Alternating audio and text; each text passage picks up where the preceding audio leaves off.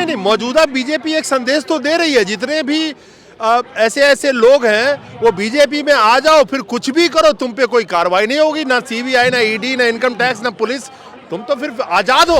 ऐसा आदमी जो लगातार झूठ पे झूठ मारे जा रहा है, डिग्री भी फर्जी है। अरे जिस आदमी ने बीए और एमए की डिग्री तक फर्जी दे दी। असली क्या है ये बता दो मुझे जनता को। असली तो बेटियों को मोदी सरकार और मोदी सरकार के जो ये गुनाहगार हैं इनसे बचाओ। ये क्योंकि ये पूरा जो पाप का समुंदर है, बीजेपी का जो पाप का समुंदर है, इसको अच्छे से खंगाला जाएगा, देखा जाएगा तो ये पूरा पहाड़ निकलेगा। लड़कियों की माफिया से छुटकारा दिलवाते थे, योगी जी भी बड़ा प्रचार करते हैं, फहरिस्त लगी है ब्रिजभूषण के ऊपर केसों की, क्यों आज उनके अब पुलिस हो, बुलडोजर हो, क्यों नहीं उसकी तरफ कदम उठाता। दोस्तों नमस्कार, जो हमारी महिला पहलवान बैठी हुई है जंतर मंतर पे और लगातार उनकी क्या मांग है ये आप जानते हैं कि सिर्फ और सिर्फ एक छोटी सी मांग है, छोटी ही मांग कहना चाहूँगा, इतनी बड़ी महिला पहलवान बैठी हुई है गोल्ड मेडलिस्ट कि यौन उत्पीड़न का जो उन्होंने शोषण का जो आरोप लगाया है ब्रिजभूषण शरण सिंह पे, उसके खिलाफ एफआईआर होना चाहिए। और हमारे साथ आम आदमी पार्टी से कुछ लोग हैं, खड़े हैं, पहले इनसे जानने की कोशिश करते हैं कहाँ से आए हैं, पहले अपने बताइए अपने बारे में जरा। नमस्कार सर, मेरा नाम डॉक्टर परमेल चौधरी है। हम हरियाणा से आए हैं, हरियाणा रोहतक से। और हमारी यही मांग है कि हमारे देश के अंदर में अक्सर जब से हम पैदा हुए हैं और आज इतने बड़े हमारी उम्र हो गई है, आज तक हमने इतनी सारी सरकारें आती और जाती हुई देखी हैं। आज तक जब भी लड़की घर से बाहर निकलती है तो उसकी इज्जत सुरक्षित नहीं कर पाए हम आज के दिन हमारे देश में। और जहाँ तक का मेरा खिलाड़ियों का एक्सपीरियंस है कि मैं डॉक्टर रहा हूँ, हॉस्पिटलों में जैसे उनका आना जाना रहता है, तो अक्सर ये देखने में आता है जब वो छोटी सी बच्ची जब 8-10 साल की होती है और वो अखाड़ों में जाना शुरू करती है या खेल के मैदान में जाना शुरू करती है, तब से कहीं ना कहीं जो इस तरह के जैसे ब्रिजभूषण नाम का एक गिद्ध है, और हमारे हरियाणा में मंत्री संदीप सिंह जिसने हमारी हरियाणा की बेटी की इज्जत पे हाथ डाला। और ब्रिजभूषण के बारे में तो कहा जाता है कि इसने अनेक लड़कियों के बारे में, वो अनेक लड़कियों के ऊपर इसने अत्याचार किया है। कुछ लड़कियां 18 साल से कम उम्र की थी और कुछ लड़कियां 18 साल से बड़ी। और आज के दिन हमारे देश में जंतर मंतर के ऊपर उसके खिलाफ धरना हो रहा है कि उसके खिलाफ एफआईआर होनी चाहिए, उसको गिरफ्तार करना चाहिए, उसको कड़ी से कड़ी सजा देनी चाहिए। लेकिन आप ये देखिए कि इस इतिहास में, हिंदुस्तान के इतिहास में जंतर मंतर पर, यहाँ पर जहाँ पे आंदोलन हो रहा है, जो लड़कियां बैठी हैं और वहीं से 50 मीटर दूरी के ऊपर उसका मकान है, उसकी कोठी है, 30 साल से वो यहाँ पे बना हुआ है जंतर मंतर के ऊपर। और हमारे देश की तो ये एक तरह से भी मानूंगा कि दुर्भाग्य है कि ऐसी ऐतिहासिक, ऐसी क्रांतिकारी स्थल के ऊपर उस दुराचारी का घर है। मैं तो ये कहता हूँ कि उस दुराचारी के घर पहले बात तो उसको खाली कराना चाहिए।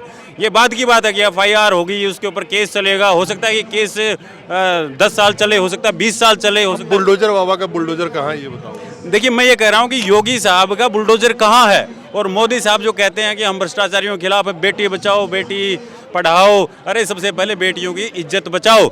जब तक बेटियों की इज्जत नहीं बचेगी तब तक उनको ये सुरक्षा हम नहीं देंगे, उनको ये विश्वास हमारे ऊपर नहीं होगा, तब वो घर से बाहर ही नहीं निकलेंगी। और जब तक बेटियां घर से बाहर नहीं निकलेंगी तब तक न वो पढ़ेंगी, न वो खेलेंगी, और न ही हमारे देश का नाम ऊंचा करेंगी। इतनी बड़ी नामचीन हस्तियां बैठी हुई हैं। आप सोचो एक कॉमन आदमी जो 80 करोड़ जनता 5 किलो अनाज पे टिकी है, उसके साथ अगर ऊंच नीच होता है तो कोई सुनने वाला भी होगा जब इनकी सुनवाई नहीं हो रही है। देखिए मोदी साहब जितना भ्रष्ट आदमी आज तक पैदा नहीं हुआ, जिसने हमारे हिंदुस्तान की जनता को तो बेवकूफ़ बनाया, जुमलेबाज आदमी है हर तरह से। और उसने अभी वो कहते हैं ना, हाथ कंगन को आरसी किया और पढ़े लिखे वो फारसी किया। उसने हमारे हरियाणा के, हमारी छाती के ऊपर मंत्री संदीप सिंह को बिठा रखा है, जिसके ऊपर यौन शोषण का आरोप है, लड़कियों का, हमारी बहन बेटियों के यौन शोषण का आरोप है। और ब्रिजभूषण जिसके ऊपर अनेक आरोप पहले से लग चुके हैं, उसने खुद, ब्रिजभूषण ने एक्सेप्ट किया है कि उसने एक मर्डर तो खुद की राइफल से किया। और ऐसे जो इस तरह का आदमी है उसको जंतर मंतर के ऊपर उसकी कोठी दे रखी है। मैं तो कह रहा हूँ इस कोठी के बारे में पूरी जांच होनी चाहिए, कितनी लड़कियों को इस कोठी के ऊपर लाया गया है और उनका मतलब यौन शोषण का या तो प्रयास किया गया है या उनका यौन शोषण किया गया है। एक बात बताइए कि आज के वक्त में लोग क्यों डर रहे हैं इन महिला पहलवानों के समर्थन में या साथ देने में। जो नामचीन लोग हैं जो इन्हीं के साथ फोटो खिंचाए थे गोल्ड मेडलिस्ट होने के बाद, वो डर रहे हैं। आज के डेट में कितने नामचीन खिलाड़ी हैं, चाहे क्रिकेट ले लो, कुश्ती ले लो, कबड्डी ले लो, किसी भी स्पोर्ट्स को आप उठा लो, उसमें कई नामचीन हस्तियां, लेकिन इनके समर्थन में बोलने में, आने में उनको डर लग रहा है आज में। देखिए नामचीन जो हस्तियां हैं वो कहीं ना कहीं राजनीति खेलते हैं, जहां उनको राजनीतिक फ़ायदा मिलेगा वो आ जाएंगे। जो ही उनको न्यू लगेगा कि राजनीतिक फ़ायदा उनको नहीं होना है वो नहीं आएंगे। और हम तो जो आम आदमी पार्टी से आए हैं, हमें तो यूँ लगता है कि इस देश का एक ही पालनहार हो सकता है, इस देश को एक ही व्यक्ति बदल सकता है, उसका नाम है अरविंद केजरीवाल जी। इन्होंने 100 तरह के लांछन लगाते हैं ये आम आदमी पार्टी पर। आज के दिन देखिए आप, कांग्रेस और बीजेपी सारी की सारी पार्टियां जहां जाओ आम आदमी पार्टी के पीछे पड़ जाते हैं। अरे मैं कहता हूं एक आम आदमी पार्टी ही एक आम आदमी व्यक्ति का जीवन बदल सकती है, हमारे देश को आम से खास बना सकती है, वो अरविंद केजरीवाल जी हैं। और मैं कह रहा हूं कि आने वाले टाइम में अरविंद केजरीवाल जी देश के प्रधानमंत्री बनेंगे। और जब वे प्रधानमंत्री बनेंगे तब हम चाहो तो आपको लिख के दे दें, आप कहो तो आप ताम्र पत्थर ले आओ, पत्थर ले आओ, हम उसके ऊपर लिख के दे देंगे कि जब हमारी सरकार आएगी इस देश के अंदर, केंद्र के अंदर, तब अगर बहन बेटियों की इज्जत के ऊपर कोई एक मतलब सुई जैसी भी एक समस्या आएगी, सुई भर भी समस्या आएगी, तो हम उसकी गारंटी देंगे कि उसकी इज्जत सुरक्षित रहेगी, वो पूरे सम्मान के साथ घर से बाहर निकल सकेगी, वो पढ़ सकेगी, वो खेल के अंदर जा करके हमारे देश का नाम पूरी दुनिया में कर सकेगी। जिस तरह से आज के दिन ये बेटियां बैठी हैं, 50 मीटर दूरी पर तो ब्रिजभूषण का घर है। अब देखिए, आपने केजरीवाल जी की तारीफ करी है, चलिए दिल्ली में तो पुलिस उनके हाथ में नहीं है, पंजाब में तो फुल सरकार है ना, बिल्कुल फुल सरकार तो पंजाब में तो ऐसा कुछ नहीं होना चाहिए फिर। ना बिल्कुल भी होता नहीं है। आप ये छोटे मोटे जो 1% जो आप कुछ चीजें निकाल के ले आते हो, उनसे कुछ नहीं होना। हम निकाल के नहीं आते, मोदी जी के लिए ये भी तो छोटा मोटा ही है ना। अगर होता तो बड़ा होता तो एफआईआर हो चुका होता। यहाँ कार्रवाई हाँ, देखिए एफआईआर से कुछ नहीं होता है, सिर्फ एफआईआर से कुछ नहीं होता है। इतने दुराचारी दुष्ट व्यक्ति को सबके सामने सामूहिक तौर पे सजा देनी चाहिए उसको। अरे मैं तो कहता हूँ सबसे पहले तो उसका घर खाली कराओ यहाँ से। उसकी जो फोटो मैंने देखी अभी, अरे 50 मीटर दूर जहाँ पे जंतर मंतर है, जंतर मंतर के ऊपर उस ब्रिजभूषण का आपने घर दे रखा है, उसकी फोटो लगा रखी है। तो ये इससे बड़ा मतलब क्या बोले, पाप का घड़ा भर चुका है। मोदी जी माफिया से छुटकारा दिलवाते थे, योगी जी भी बड़ा प्रचार करते हैं, फहरिस्त लगी है ब्रिजभूषण के ऊपर केसों की। क्यों आज उनका पुलिस हो, बुलडोजर हो, क्यों नहीं उसकी तरफ कदम उठाता? मेरा नाम राजेश सरोआ है, मैं सोनीपत से हूँ, बार एसोसिएशन राई का पूर्व प्रेसिडेंट रह चुका हूँ, पेशे से एडवोकेट हूँ। मैं आपको एक कानूनी जो बात है उसके अकॉर्डिंग ये कहना चाहूँगा कि किसी भी समस्या या कानून से संबंधित जो भी बेटियों के अगेंस्ट जो भी अत्याचार या जो भी होता है उस पर त्वरित कार्रवाई और उस पर एफआईआर दर्ज होके उसके अगेंस्ट जो एक नेचुरल जस्टिस है उस पर किसी भी सरकार को ध्यान देना चाहिए। और नेचुरल जस्टिस ये कहता है, जैसे हमारी बहन बेटियां यहाँ पर बैठी हुई हैं और इनको एफआईआर दर्ज करवाने में भी 7 दिन का समय लगा है, तो एक आम जो गरीब आदमी है जो बिल्कुल धरातल पे है, जिसका कोई कानून से भी कोई वास्ता नहीं है, उसको हम नेचुरल जस्टिस कैसे दे पाएंगे? हम तो ये कहेंगे जो आज की स्थिति है बीजेपी सरकार की, उस बीजेपी सरकार एक हरियाणा में नारा देती है कि बेटी बचाओ बेटी पढ़ाओ। मैं तो ये कहना चाहूँगा कि बेटियों को मोदी सरकार और मोदी सरकार के जो ये गुनाहगार हैं इनसे बचाओ। ये क्योंकि हमारे वहाँ पर एक बेटी लेक्चरर है, संदीप सिंह मंत्री ने उसका यौन यानी कि दुर्भावना से उसको छेड़खानी की और उसके खिलाफ 3 महीने पहले एफआईआर हो चुकी है। आज तक उसकी कोई गिरफ्तारी नहीं, कोई कुछ नहीं, सिर्फ एक खाना पूर्ति के लिए एफआईआर दर्ज कर देना कोई नेचुरल जस्टिस थोड़ी है। नहीं, मौजूदा बीजेपी एक संदेश तो दे रही है, जितने भी ऐसे लोग हैं वो बीजेपी में आ जाओ, फिर कुछ भी करो, तुम पे कोई कार्रवाई नहीं होगी, ना सीबीआई, ना ईडी, ना इनकम टैक्स, ना पुलिस, तुम तो फिर आज़ाद हो। देखिए, हिंदुस्तान के इतिहास में 1726 में लॉर्ड मैकाले ने जो कानून बनाया, आईपीसी, सीआरपीसी, सीपीसी, 3 से मुख्य देश चलता है, या संविधान से चलता है या संसद में पारित किए हुए हमारे अमेंडमेंट्स से चलता है, या 29 हाई कोर्ट जो हमारे देश में हैं, 22 हाई कोर्ट, उनके अकॉर्डिंग हमारा देश पूरा चलता है कानून के हिसाब से। तो कानून के हिसाब से देश को चलाने के लिए मोदी सरकार ने सारे के सारे कानूनों को बिल्कुल जो धारदार थे उनको ढीला करने की कोशिश की है।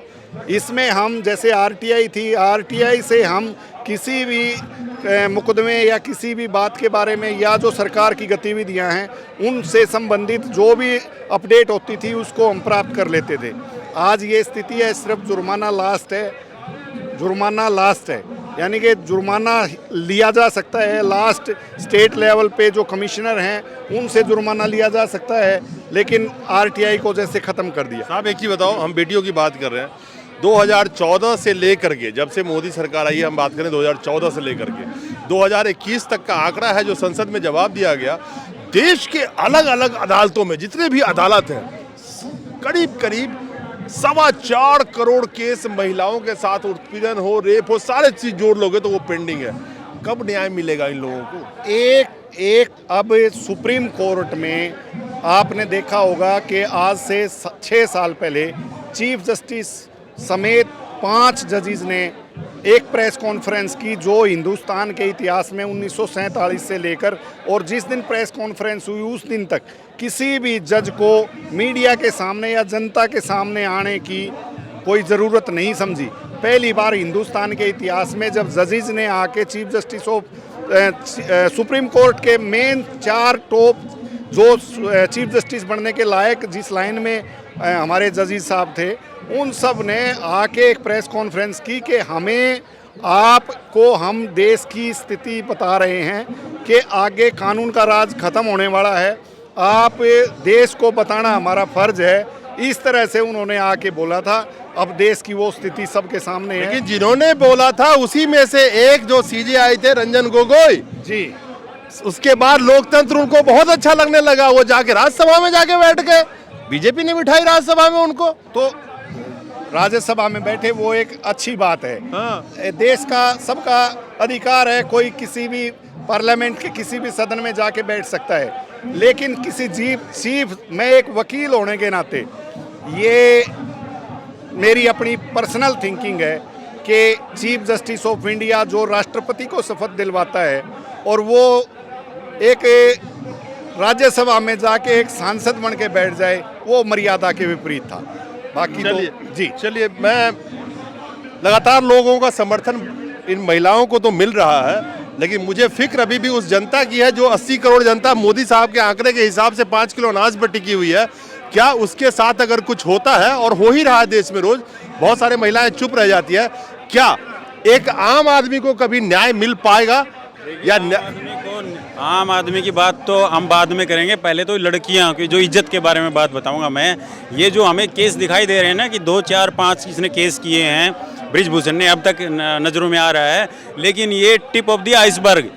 एक वो प्रिंसिपल होता है कि ये दूर से जो समुद्र के अंदर एक छोटा सा पहाड़ का टुकड़ा दिख रहा है। जब ये पूरा जो पाप का समुंदर है, बीजेपी का जो पाप का समुंदर है, इसको अच्छे से खंगाला जाएगा, देखा जाएगा, तो ये पूरा पहाड़ निकलेगा।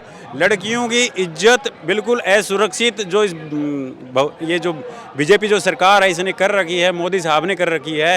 ये कहीं तो ये धर्म के ऊपर कहीं अतीक का मर्डर कर रहे हैं, खुलेआम लाइव, जिस इस कैमरा की तरह कैमरा डाल के उसका लाइव मर्डर कर रहे हैं। नहीं, राम जो राम नाम की राजनीति करते हैं, राम मर्यादा पुरुषोत्तम राम थे। क्या राम के ये नाम लेने लायक भी हैं जिस हिसाब से अभी चल रहा है? बताइए, सीता रूपी बेटियों का क्या हाल है इसी देश में? जिस देश में बेटियों की इज्जत नहीं और मान मर्यादा नहीं और राम के नाम पे वोट जो मांग के पार्टी आई है, उस पार्टी को शर्म से डूब जाना चाहिए। जो उनके क्रियाकलाप हैं, किसी की भी काम करने की क्षमता उसके काम करने के तरीकों से देखी जाती है। चलिए, ये कहते हैं शर्म से डूब जाना चाहिए, लेकिन एक चीज मैं बता दूं, जब तक बेशर्म नहीं बनोगे तब तक राजनीति कर ही नहीं सकता। डिग्री बताइए ना। अरे मोदी साहब की तो डिग्री ही फर्जी निकली। ऐसा आदमी जो लगातार झूठ पे झूठ मारे जा रहा है, डिग्री भी फर्जी है। अरे जिस आदमी ने BA और MA की डिग्री तक फर्जी दे दी। असली क्या है ये बता दो मुझे जनता को। असली तो चौथी पास राजा है। नहीं, और मतलब मैं तो पूरे मिला के अंधेर नगरी चौपट राजा, टके सिर भाजी टके सिर खाजा, मैं पूरी कर देता हूँ, ठीक है ना।